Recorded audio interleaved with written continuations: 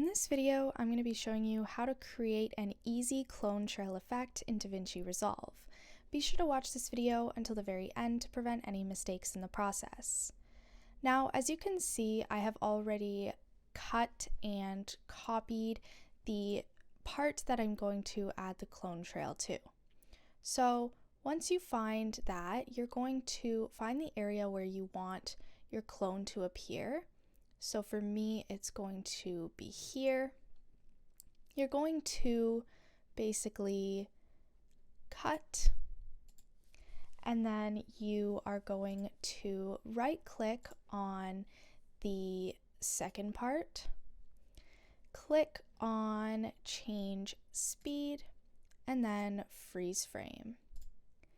Now, once that is done, you can delete the first part of the second clip, and then you're just going to move it to the beginning of the cursor area.